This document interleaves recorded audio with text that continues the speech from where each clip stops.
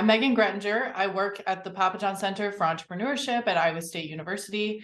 And today we are talking with Bree Summers, who's an alumni of Iowa State and also a business owner and has a lot of experience that she's going to share with us about passive income, especially around digital products and online courses, information, that type of thing. Upcoming sessions, this is the second to last in our series. So next week we are going to talk about crypto and NFTs. So if that's something that interests you, be sure to tune in again next week. But today we're talking all about digital products. So these can be anything from Instagram templates to wedding invites to courses, videos. There's endless ways that you can integrate passive income through digital products. So today we're going to hear about a few of the ways that Bree has integrated them into her business. So without further ado, let's jump right in. Bree, can you tell us a little bit about your background and experiences? Yes, of course. Thanks for having me. So as Megan said, I went to Iowa State University. My gosh, what was it? I graduated in 2015. So it's been a while. But I first, after college, got a job at Better Homes and Gardens magazine as a graphic designer. And then while I was there, I kind of realized that I really wanted to be an entrepreneur. And I started a side hustle with a friend. And then from there, kind of slowly built that business, eventually started Bright & Made while I was also there, and then left my corporate job to really pursue my businesses full time. And have not looked back since. And I guess from then, I also now solely focus on Bright & Made. I do not do the other business that I had initially started, but it did really kind of give me I guess some insight into what entrepreneurship is and what possibilities could happen with it. So yeah, a little bit about me. Awesome. So can you give us a little background? Like, when did you start integrating passive income either into your businesses or before even a business was kind of formed? Yes. So the first business I started was called Flyover Design Co. And we primarily specialized in wedding stationery. And so one of the first kind of things that we realized as we were working one-on-one with clients is that a lot of people, gravitated towards our certain style and aesthetic. So what if we offered, 3 different styles of invitations that were semi-custom?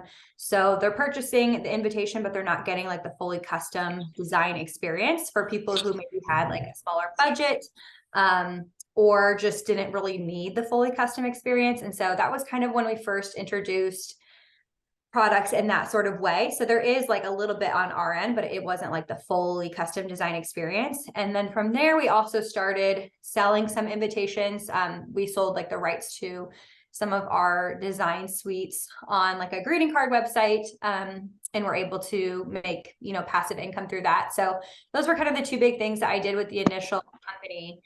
And then, like I said, I did end up leaving that company to kind of more so focus on Bright & Made. And with Bright & Made, I have launched a number of different digital products. So I mostly started out with Instagram templates. It was back when, before stories and things were really a thing. I don't know if you guys remember those days, but it was very much focused on the grid and the feed. And so I had a lot of people who wanted to be able to create different text layouts, but, didn't want to necessarily go through a designer to create custom ones. And so I created, similar to the wedding stationery, 3 different styles of those. And then from there, kind of built upon as Instagram released more features, created Instagram story, graphic templates. And then, since then, I've also kind of educated other designers. So from there, I've also kind of done a course and also a template for designers in terms of working with their clients and project timelines. So yeah, kind of a wide range of different things that I've created. Yeah, that's amazing. So when you come up with these ideas, I guess, how do you identify these needs and then figure out kind of how to create these complementary products? Yeah, so I think a lot of it with, service-based businesses, especially, is your time is so limited, right? You can only work with so many clients within the 8-hour workday and within the year. And so I really wanted to think about how I could impact more people and how I could provide the Brighton Made service, but on less of a one-to-one kind of level. And so these templates were initially just inspired by, people asking me to create Instagram templates for them. And it was something that I was being a bit more selective with the work that I was taking on. I was also focusing solely on clients who were doing the branding process too. And with that being more of like a high ticket offer, it is helpful to kind of have some things that are maybe more budget friendly for those who are maybe just getting started or not quite ready to invest in fully custom design and branding. So that was kind of how the ideas like initially sparked, and then again, just kind of like rolled from there. Do you see like conversions? People maybe start with a template for Instagram and then they convert to wanting to do full branding services with you?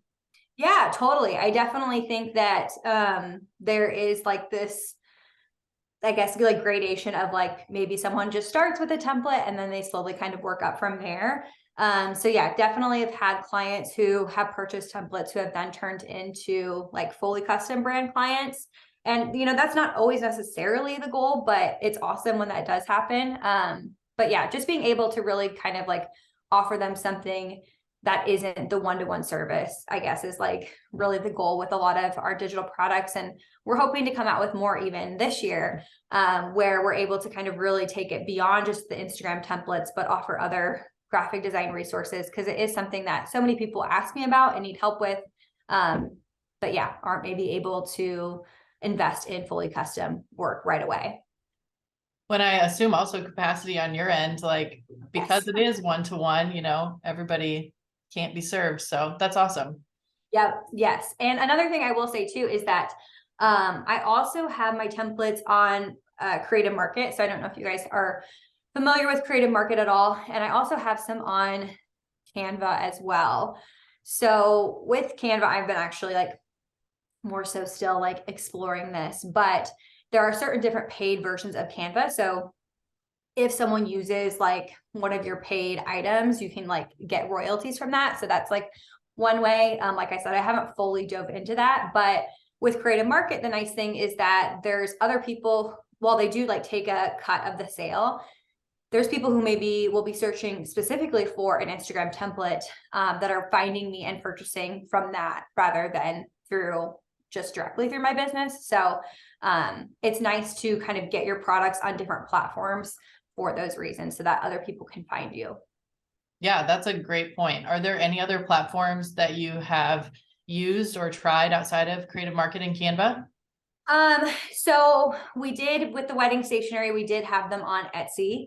And that was, great for wedding invites because a lot of people will often go to Etsy for that. But no, I haven't outside of, I guess, Etsy and Creative Market. Those are kind of the two that I primarily stuck with. Yeah. And I mean, I know there's other ones, but I would say like within, I guess, your specific industry, there's probably going to be like the more prominent ones. And sometimes it's just easier to not overwhelm yourself and put them on like every single platform because it's just another thing you have to keep up with. So yeah, Creative Market is where a lot of people will often go for, templates and things like that. So that was kind of my thought process behind that. And I wanted to stay away from Etsy just because more so I feel like Etsy is more targeted towards like direct to consumer versus to a business owner. So that was kind of my thought process with not putting them on Etsy. Yep, those are great points. Like make sure you know the audience of the platform and make sure it matches your audience to be more successful in selling. We did have a couple questions in chat. So the first question is, how do you create these templates? What software do you use? And like, what's that process look like? Yes, so we design in Adobe Creative Cloud Suite. So for a lot of these templates, I'm designing them in InDesign, but by all means, you could design them within Photoshop or Illustrator. What I found though is that, so I offer the templates in both like the Adobe Creative Suite, but then I also have it available in Canva. A lot of people who are not designers or do not do this professionally often just want the Canva template. So I always recommend kind of going back to what you were saying with like knowing your audience, really meeting them where they're at. So while I might mock it up for myself within the Adobe Creative Suite to like get an idea of what I want first, then I'll transfer it into Canva. But I provide, like I said, both of the different file formats for both InDesign and Canva. So they can kind of use whichever one suits them best. Awesome. And then when you create these templates, how do you decide on pricing? Yeah, so a lot of market research, kind of seeing like what other templates are going for. I'll look on Creative Market.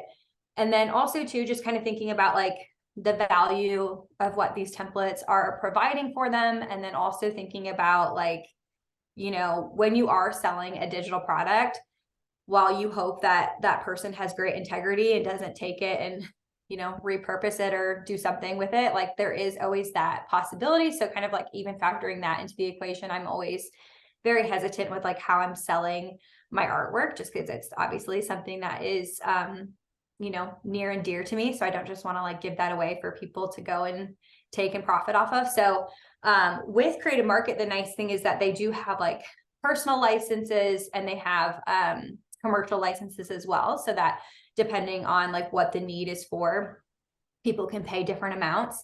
And then also the cool thing, Creative Market kind of gives you ideas on pricing. So they'll kind of suggest like, typically, you know, other sellers will range somewhere in this price.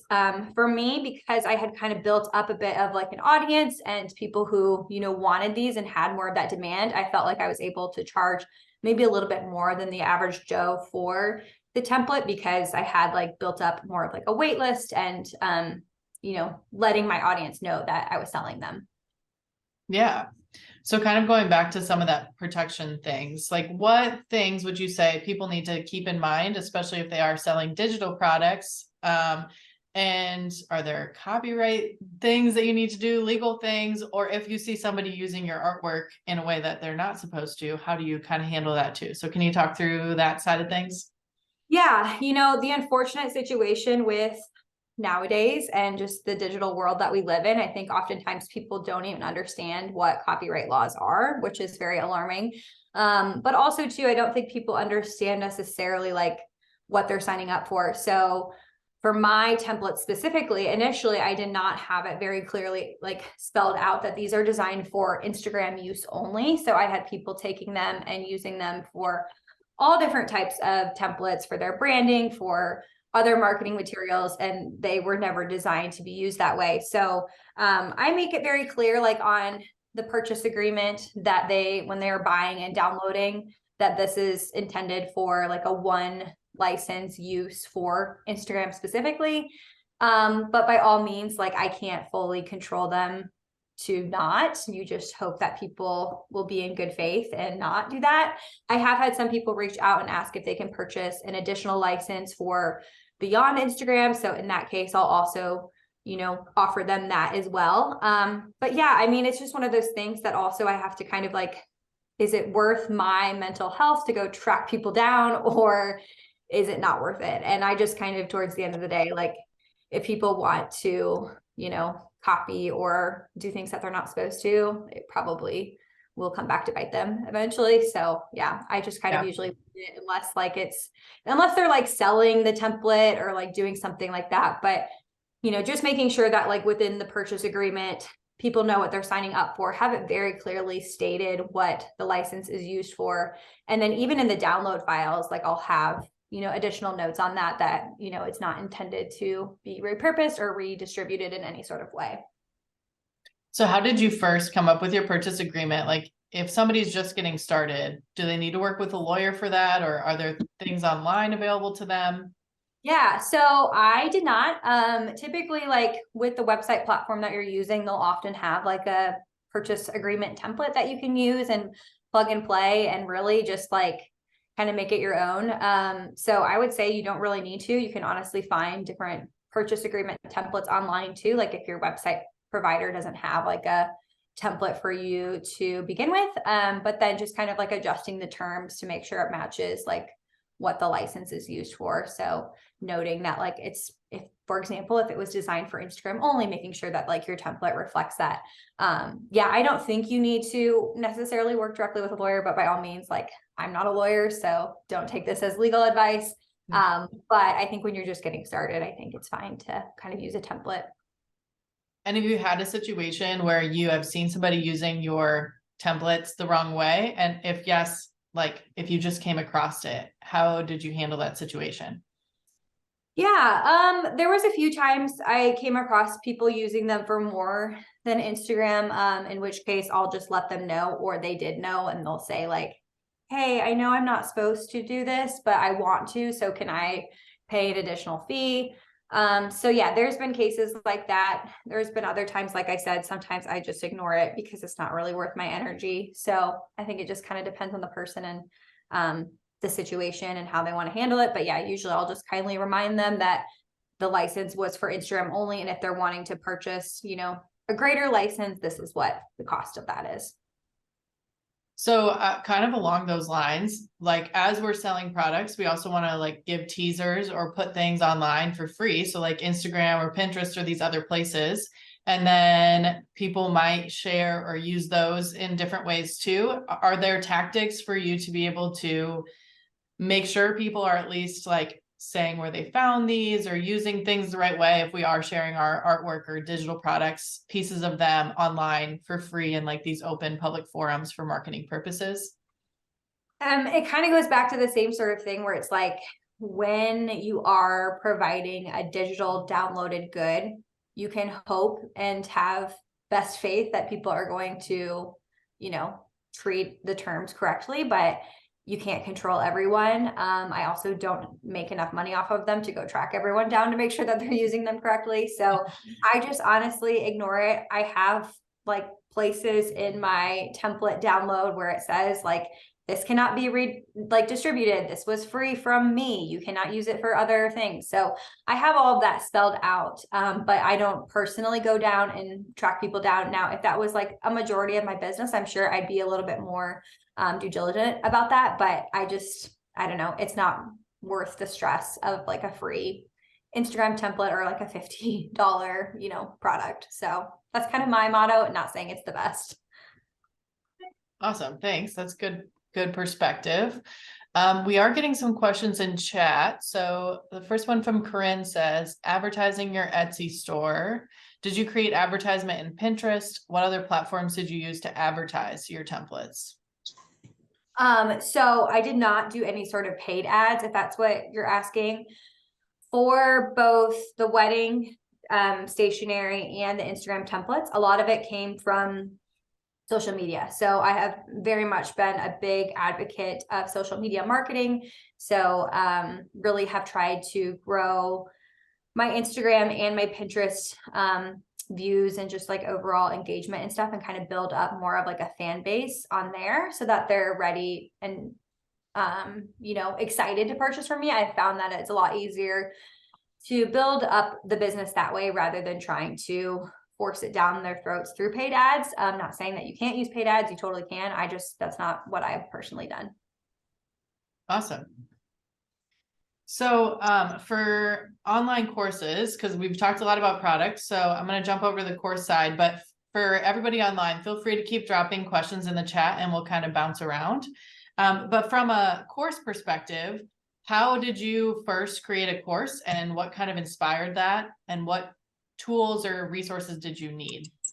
Yeah, so I first thought of the idea, I guess, of having a digital course after I just had a lot of people asking me the same questions kind of over and over again. And it was a lot of other, aspiring designers who are maybe wanting to do have a similar business that I am having. So one thing that a lot of people would ask me is, how do you get clients? How do you grow, your business? How do you get that like consistent work and things like that? A lot of what that last question was asking about advertising. And so I designed a course at first. When I first came out with it, it was like really geared towards Instagram marketing and how to leverage the power of Instagram marketing for designers specifically. And then this past year, I kind of relaunched it again and introduced kind of all different types of social media. So thinking about TikTok and Pinterest in addition to Instagram, because I think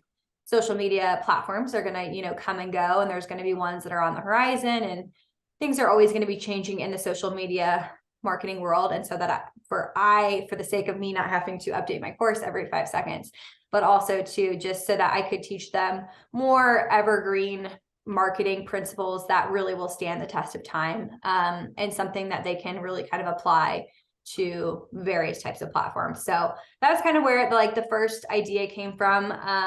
Yeah. And then just kind of ran with it from there, and really try to teach designers like how I kind of built my business from starting with 0 clients and working at a corporate job to, now having a team of employees and consistent work, year after year.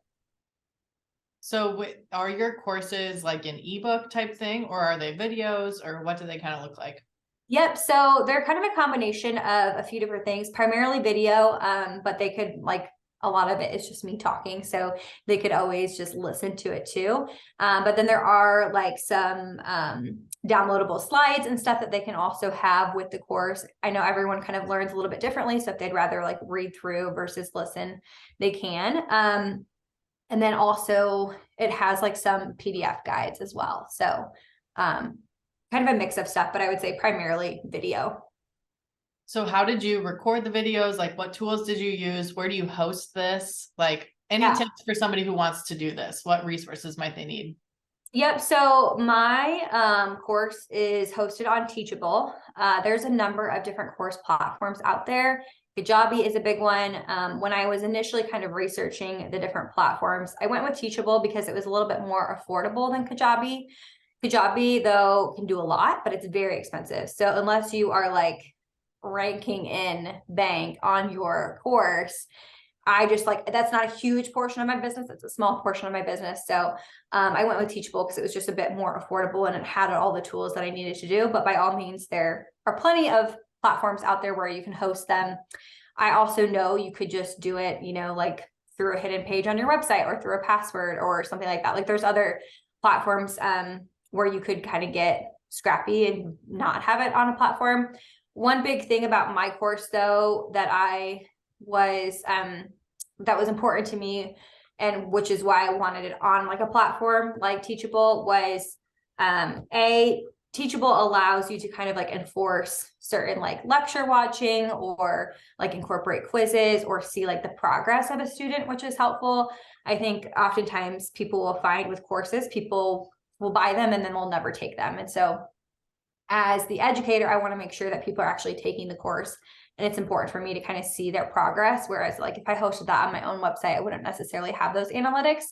And then the other piece to that that's important for courses is how long you want them to have access to the course. So everyone has different opinions on this. I know a lot of times people will offer lifetime access. For me, from the beginning, I wanted to offer 365-day access. The reason being is that, like I said before, a lot of people will buy a course, and then if they have lifetime access, they'll just never take it, or it'll just be, I know I've done that. Even I've purchased courses where I'm oh, I'll totally take this when I get around to it. And then if you have forever, then you don't end up ever taking it. So anyway, that, and then also too, I didn't want to have to support people in my course till, I'm 95 years old, right? So I really wanted to make sure that I had that limit on it. So it allowed them enough time to take the course, but also realistic for them to actually complete it as well. So I would say those are kind of the big things you want to think about with your course material.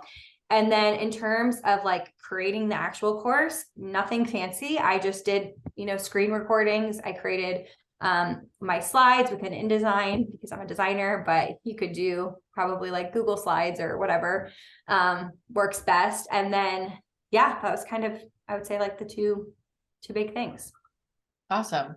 So is your course live anytime somebody can go on there and buy it? Or is it you go through seasons where it's available and then seasons it's not?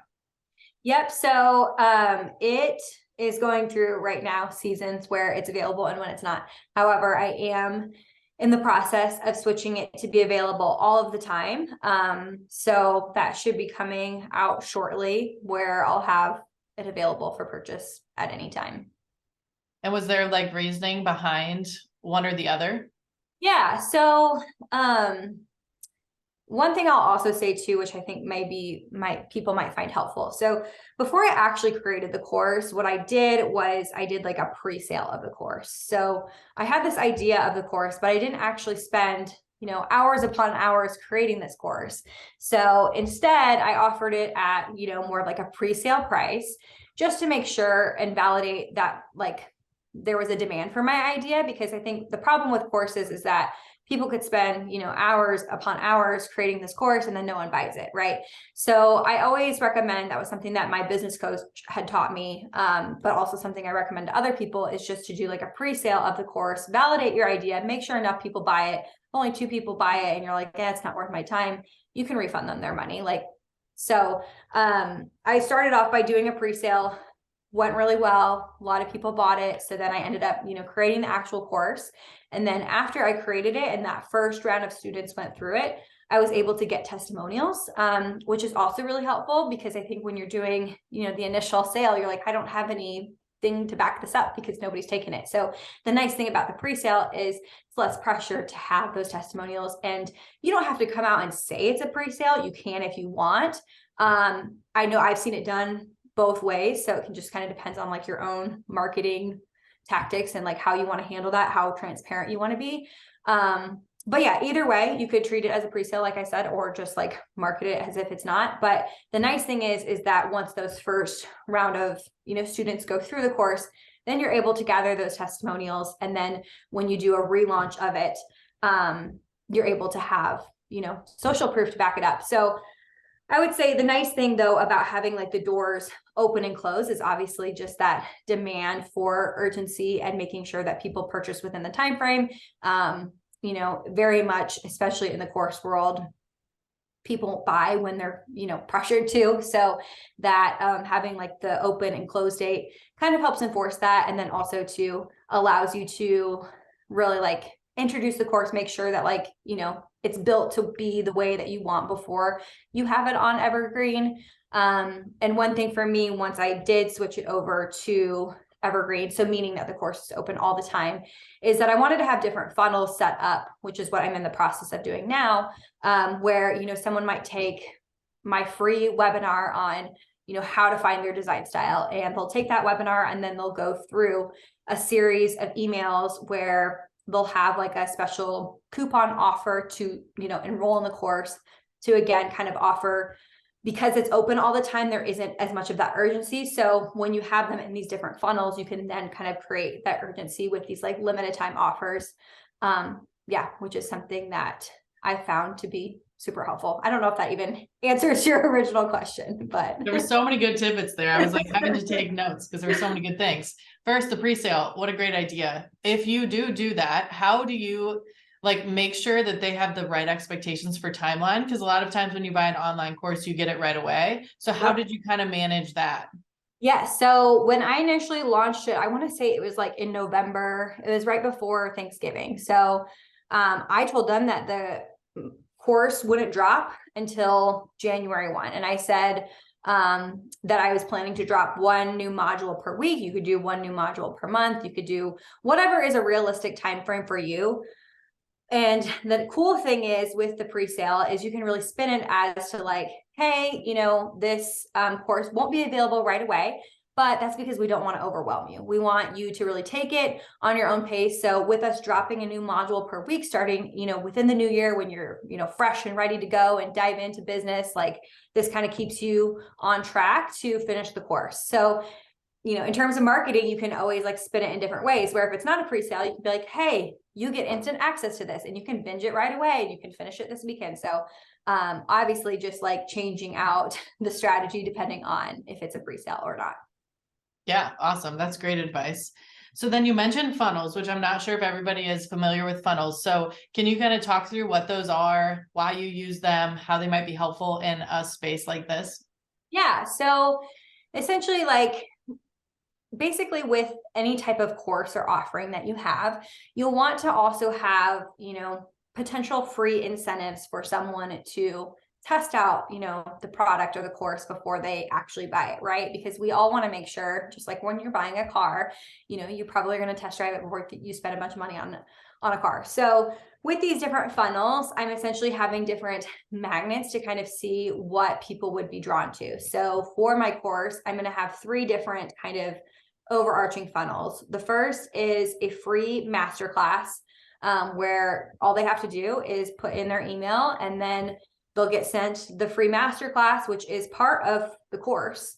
And so if they like that masterclass, they kind of get a taste of what the course is like. And then they'll go through, a series of emails over, 5 to 7 days about, getting them to enroll in the course essentially.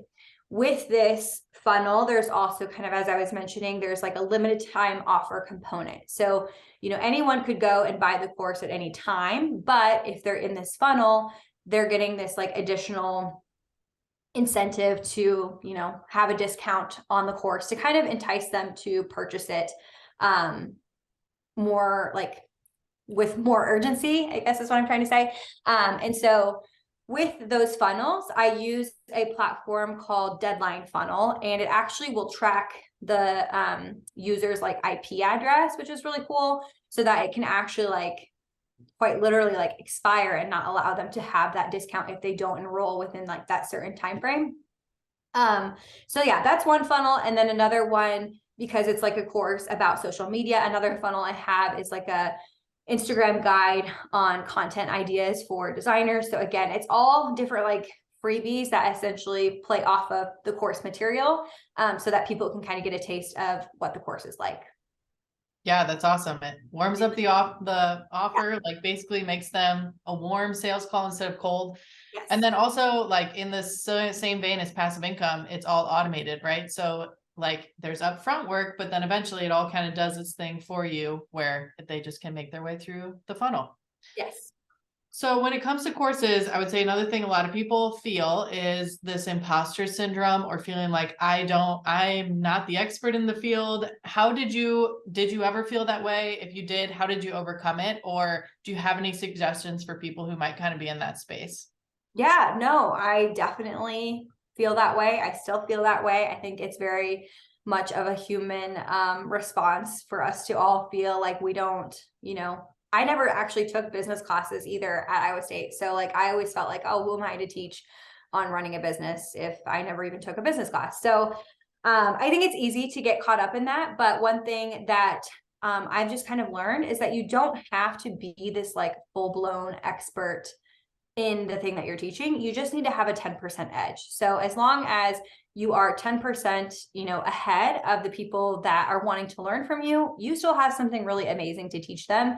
And, I also like to think about it too, like in terms of like my younger self. So like thinking about where I was maybe 5 years ago, 6 years ago, and I know the person I am now has so much more knowledge to teach that younger version of me. So almost kind of thinking of like your students in that sort of way, where you've had all of these life experiences that you have, something to teach for. And I think that's really cool. And I don't think you have to know all of the things, but even just like I said, having that 10% edge and really making sure too, I think to your like potential students, I am very, very clear about what is in the course and what is not in the course. So I don't ever want to, overpromise something. And that's probably, again, kind of goes back to the whole idea of imposter syndrome, because I'm like nervous that people think they're getting something that they're not. And so, yeah, I think just, being very upfront and honest with people about what the course is and what it's not too, and whether it's the right fit for them or if it's not, because, it's going to be a very specific type of person that usually these courses are designed for. Yeah, that's great. Great advice. We had a question in the chat. How much time did it take at first when you created your course or your affiliate business? And were you able to juggle this with a job? Yes. So I did not create my course until after I was doing my business full time. So I will say I was not working in my corporate job when I created my course. And then the second part to that question, so it kind of varies. Each course is going to be a little bit different depending on how long the course is. One goal of mine was like, at first I thought I needed to make the world's longest course in order to make it seem valuable. But then I kind of realized like, actually no, people's time is so precious. And so like the more I can make it condensed, honestly, the better for the student. So I kind of had to get out of like my own head about that, thinking like I needed 10 different modules and, all this stuff. And it's like, no, you actually don't. And you're still getting the same value through 4 modules. So I want to say, I mean, when I initially did the course, obviously I did the pre-sale kind of like I talked about. So really that upfront work was just kind of like doing the pre-sale page, kind of making sure that like I knew a rough outline of what the course was going to be about so I could properly speak to it, and then launching that. And then really from there, creating the course. I mean, I think it took me like a couple of months where I set aside like a few hours each week, but by that point I kind of already had like a general outline of what each module would be. So a lot of it just came down to kind of like sitting down and recording it, which takes a little bit of time. And then I would say on the flip side to that, the part that I hated most was editing the course afterwards, because I don't know if anyone likes to listen to themselves talk, but I know I do not. So I got really annoyed about that. And I wanted to hire someone to cut the course for me so that I didn't have to, but I ended up just doing it myself. So yeah, again, it totally varies depending on the type of course you have and how long it is and all of that. But I mean, I would roughly say like you could totally do a course if you have like a good outline and like an idea of what you want the course to be about. Like if you set aside, 3 to 4 hours per week to do a module, I feel like that is very realistic. But also everyone works at different paces. So I hope that answers your question. Yeah. So you kind of brought up something that I think maybe a lot of people struggle with when we're talking about putting ourselves out into the world. And like, for a course, that's a great example of having to watch yourself back and being like, it's not perfect. I feel like I need to go back. And I think a lot of people feel that way about digital products, courses, entrepreneurship in general. So do you have any advice for that? Like this feeling that it needs to be perfect or the best before it can be put out into the world? Yeah, no, I mean, I think you just have to get scrappy. I think a lot of times with business, where business owners go wrong is they hold on to it so tightly because they want it to be so perfect. And the reality is like you are wasting your time and you are not profiting off of it when you just hold it, near and dear to you. And I get wanting to make things perfect, but the reality is that sometimes you just need to get it out there and then you can always improve upon it. And that was something that I told myself with the course. And I ended up, like I said, I did end up redoing the course this past year because there was parts of it where I maybe was like, I wanted to rework some things because I did it with the pre-sale. I had like recorded 1 module per week, but then when I was done with it, I was like, maybe I would have restructured this slightly different, or I would have talked more about this. So you can always update it and refine later. And I actually think it's better to get it out there, get feedback, see what people still have questions on or want to learn from you on, and then revise from there. And I think, the nice thing about doing just like the screen recordings is that you can just easily film yourself. You don't have to make it into this like giant production where you hire a videographer and all this. I mean, like, unless you're teaching someone like something to do with their hands, which you could even still do like with a regular camera. So I don't know. In my opinion, I think it's worth just kind of getting it out there and then knowing that you can always come back to it and refine it later is the best way to actually like see results with it. Because if you hold on to it for so long, you're never going to let go of it. And then you won't just have wasted all of this time that could have been potential income. Mm-hmm. So for this form of passive income, what would you say like the risks are or like startup costs? Yeah. So definitely with the course side of things, there is a lot more time involved into just, creating the course, like I said, but then also really promoting it. And especially if you're doing, a live launch where you're maybe open cart for 7 days or whatever, like that is very exhausting. Just because you feel like you're like a constant promotion. So that I would say time is one big thing. And then in terms of costs, I would say the course was, more of an investment on my end in terms of like startup, just because I had to have the course platform. And then also the deadline funnel tool that I touched on earlier, that is actually very kind of expensive. especially if you're not making any money on it quite yet. So you don't have to have the deadline funnel right away. I wanted it for when the doors were closed so that people could actually still enroll in the course with that limited time offer, which is how it's set up on my site now. If you go to my site and then go to the Brighton Blueprint and you like type in your email, you can see it will have you on like a limited time offer funnel where you can enroll within 2 hours. So again, you don't have to have all of those things right away, but I did think like those were helpful to have, I guess, especially after I closed the doors, because I had people messaging me being like, oh, I missed the deadline. Like, I still want in, like, how do I get in? And so you still want to like create that urgency, but you also want to be able to still enroll people. So the deadline funnel was helpful for that. And then there's different levels of Teachable and like the course platforms. So I know there are some that are like $1,000 per month, and then there are some that are like $40 per month. So the costs of that can all vary, but you obviously just want to make sure that like you're making enough sales from the course in order to offset those costs. Yeah, awesome. So we had another question in the chat. How do you promote your course to the right target market, and what social media platform do you use to advertise your course at the beginning?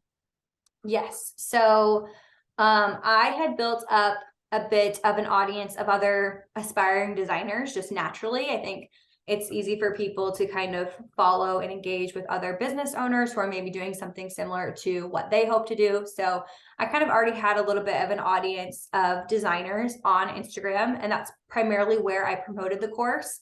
And how I promoted it was I started off with the pre-sale doing a free webinar. So I forget what it was called exactly. It was like top engagement hacks or something for finding your design clients or something related to the course, right? Mm-hmm. So it was like a 45-minute free webinar. People could sign up for it. And then once they watched that webinar, at the very end of the webinar, I was announcing that I was like opening the doors to my course. So that I found to be probably the best way to really start the course launch, because people were able to get a taste of what's inside of the course. And then if they wanted to go and purchase it, you know, it was available to them right after. But yeah, primarily I would say Instagram, and then trying to invite people off of the platform in order to, you know, get their email and get them to the webinar was kind of the big goal. Awesome. So for everybody watching, we're down to like the last 15-ish minutes. So if you have questions, make sure you pop them in the chat. If you don't, I have plenty more that we can keep going through, but just want to make sure we get through all the questions that you all have. So maybe like from both sides, the course and the digital products, how long on average would you say it takes to make a profit on those types of things? Like, what should people expect if they're just starting out? How long before they start to make a profit? Yeah, so I would say, so for the templates, when I first launched those, it was like crickets. I mean, I maybe made a couple sales here and there. So it wasn't a ton of money. But one of the nice things about these templates, I don't even actually like them anymore, but I still have them on my site because for some reason people keep buying them. So it's hard because it's really about the long game. It's not about, you know, the quick kickback. And I think you have to kind of really go into it with that mindset, or you're going to feel like, such a failure. Nobody wants my template. And I know I felt that way at first. I was like, I didn't sell that many. Like, I really wanted to sell more, but it's something that just takes time. And, you know, now that, and it's also one of those things too, that you can like slowly more so like infuse into your marketing. I don't even talk about these templates because like I said, I don't even like them, but I know that when I have other templates that I do like, I'll be promoting them a little bit more. So I think just like having a realistic expectation of it's not going to be a lot of sales maybe at first, but then, you know, look back on your year and then the year after that, and you'll see like, oh, dang, like I, you know, averaged X number of sales per month. And that was, you know, a nice little bucket of income that for the business that wasn't, you know, directly one-to-one client work. So you have to give it time for sure. There's no like set time frame, I would say. I mean, with the course is a little bit different because the templates are available 24/7, right? There was no end and close date. Whereas the course, I actually made a chunk of money like right when I did that pre-sale because people could buy within that week. And it was actually like a very nice like cash infusion. However, the course also took a lot of time to do. So there's pros and cons both ways. I think the course is obviously more of a time commitment, also depending on, how involved you want to be in the course. I know a lot of course creators will have like a community component where they'll have like a Facebook group or something, or they'll have like live Q&A calls. And so sometimes it's not even just creating the course. Sometimes it's other things beyond that. So it varies, depending on the type of course that you have. I would say immediate though, turnaround the course shows more profit, but templates I think are less work in the long run. Awesome. I think that's really helpful. We had another question kind of related to that. Do you create templates and sell them as PDF or PNG? Can you kind of talk about like specifics of file types? Yes. So in like the Instagram templates, they will get a PDF guide that shows them like, here, click on this to download this font, and then click on this to open up the Canva file. So essentially like they'll have in their packaged like zipped file, InDesign file, but then there will also be a PDF where they can then click on a link to open up a Canva template for where they can then like create a copy and save it to their Canva platform, if that makes sense. And then also with any sort of templates like that, yes, we'll have to like link the fonts that we're using and stuff like that. So there's instructions on how to do all of that when they purchase. And then I also do have like preview images of what each like post should look like. So I do have PNG images in there if they want to like refer back to whatever. But yeah, mostly just like instructions with links on how to get the files. So when you first created those, like how did you come up with the instructions? How did you make sure they made sense to somebody who maybe hadn't used the platform? And how do you like tag things in the Instagram post, for example, that should stay a certain way and which things can be changed? Yeah. So honestly, I think one of the best things you can do when you are creating a digital product or a course is to enroll in a course or a digital product yourself and become a student and see how other people do it. So I know I purchased a couple of different templates just to kind of see A, what else is out there on the market, and B, how they deliver the files.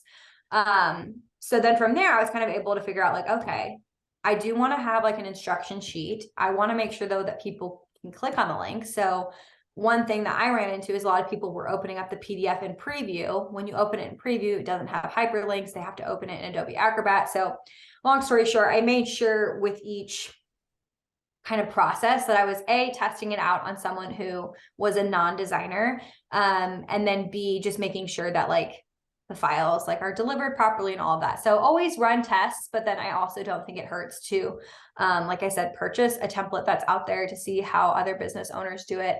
And also just like for market research, I think it's helpful.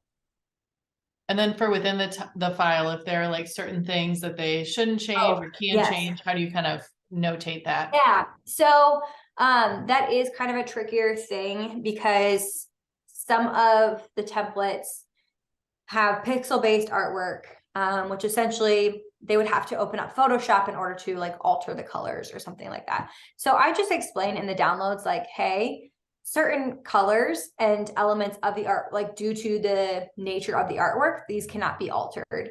And I'll get questions on that every now and then about like what they can and can't change. But for the most part, I just kind of err on the side of caution because if they know how to change them, great. But most people, going back to knowing my audience, I know that most of them probably don't know how to. So I kind of more so market it as like, this is what you're getting. You can change like the fonts, you can change the text colors, but like the actual like textured artwork that's a part of the templates is not meant to be altered. Okay, cool. I think that's helpful. And then the last question in that realm is how do you protect your files? Like, do you use watermarks or kind of back, I guess, to what we talked about in the beginning? Yeah. So, I mean, ultimately when they're purchasing, they're going to, the downloadable files. So I think you just kind of have to know that anything you were selling digitally does have the ability to be used by someone else. And before that though, I mean, I'm just showing preview images of what the file or what the templates are. It's not an actual editable file. So that's really like an easy way to protect it. But by all means, I mean, if you were concerned, you could always add a watermark over top or something like that if it was like an image or something that was maybe more easily like accessible, I guess, because it's a template. It's not like something that they can necessarily download as like a JPEG or whatever and use it from there. Yeah. Okay, so then Chris asked, what do you use to edit your videos? So I just use the screen recording, or it's a Google Chrome plugin called Screencastify. There's Loom, there's a number of them. I like Screencastify. So that is what I use. And I also will edit the video directly in that. I have also edited videos in Photoshop as well. If I'm editing it on my phone, that's a different story. I'll use either CapCut or InShot, but for things like courses and stuff, I usually will just edit it directly within like the screen recording software. They usually have, like, I'm not doing any crazy amount of editing. It's more so just clipping and cutting different things. Cool. All right. I think we're caught up on questions from the chat, but if you have more, go ahead and drop them in there. One other question, I guess, maybe to close, unless there's more in the chats, is what do you wish that you would have known before you started? Like my business or passive income? Anything. Gosh, I don't know. I mean, I think one thing that I think a lot of people have to just kind of get over is just, it's going to feel uncomfortable at first. Especially when you are, promoting a product, promoting a course, promoting a business. It's not comfortable and it never really gets super comfortable, but you would just kind of have to like ignore what you're worried about, what everyone thinks of you or what people from high school are thinking of you. And just kind of like stay in your own lane and focus on your goals and what you want to accomplish, and know that like when you are not putting yourself out there because you are afraid of what other people might think of you, your audience you're doing your audience essentially like a disservice because they are missing out on, what you have to offer. And I think that everyone has so many unique capabilities and talents and things that are meant to be shared with the world. And so I think a lot of like majority of the battle is just kind of getting out of your own way and, promoting it and feeling confident in yourself. And like I said, it doesn't ever feel super comfortable, but it's something that over time you'll begin to like develop a skill at it. And you'll be able to feel more comfortable with, showing up consistently. But that's really kind of how, and also basically what my course is about, but it's how you get comfortable with your audience, but then also, build relationships and build a fan base of, people who are ready to purchase from you, for years to come. So that way, let's say, down the road, I decide to pivot and do a different type of business, or I open up something else. Like I have a set of people who are ready to come and follow along because I built this brand that really invites them in. So yeah, I guess you have kind of done, right? So maybe with like the last few minutes, we have some time. Do you want to kind of talk about Brighton Living and how that shift happened? Sure.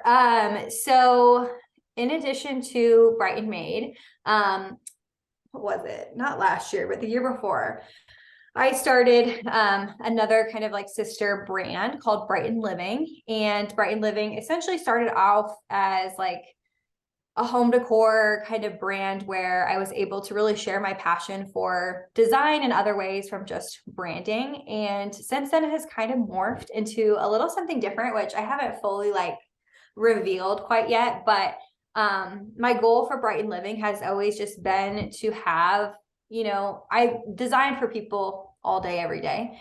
And sometimes I want to be selfish and design for myself. And so that was kind of where Brighton Living came from.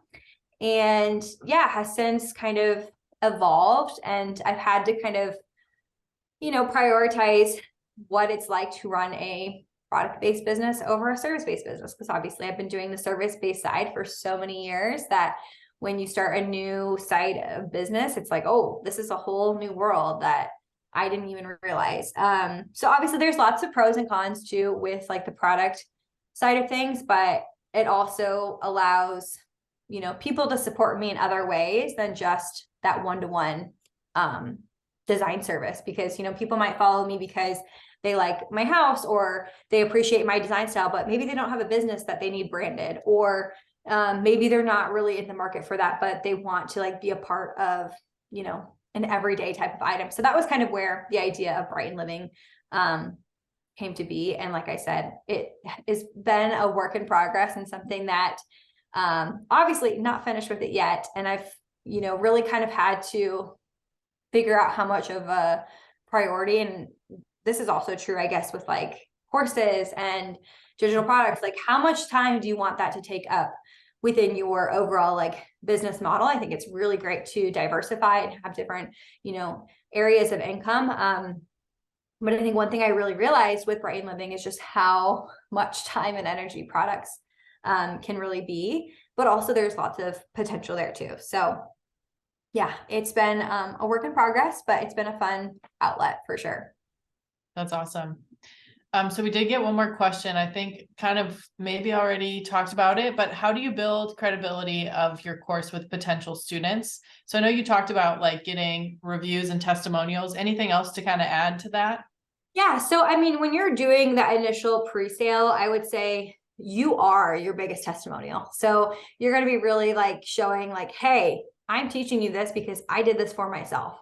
And then once you get students to take it, then you can have their testimonials as well. But I would say the biggest thing when you're doing that initial launch is really going to be, you know, your story and how you got from point A to point B and how you can teach other people to do the same. So I was kind of like my own success story in that initial launch. And I still kind of infuse that into a lot of the marketing in order to kind of build up that credibility. Because I think, you know, the tricky thing with online courses nowadays is that, well, a lot of people have imposter syndrome. There's also a lot of people who just create things that they have no business teaching. And so I think it can be one of those things that you want to make sure that you are being legitimate with what you are teaching. And, you know, if you haven't done said thing for yourself, like of what you're teaching, then you probably shouldn't be teaching it. So I always just tell my students to really kind of lean on like what their expertise is and what they've learned, and if they've, you know, built this within their business. Yeah, awesome advice. Well, Bree, we're just about out of time. Thank you so much. You're a wealth of knowledge. Thanks so much for taking time over the lunch hour to chat with us. We are going to send a recording out to everybody who signed up for this. After it, for all of you listening, you'll get a recording so you can watch it back. And Bree, maybe after this, we can touch base and you can send me a bunch of links of all of your things so that we can share that out along with the video to help people find you. Okay, cool. That sounds great. Thanks for having me. Yeah, thank you. And thanks everybody for joining us online. Great questions today.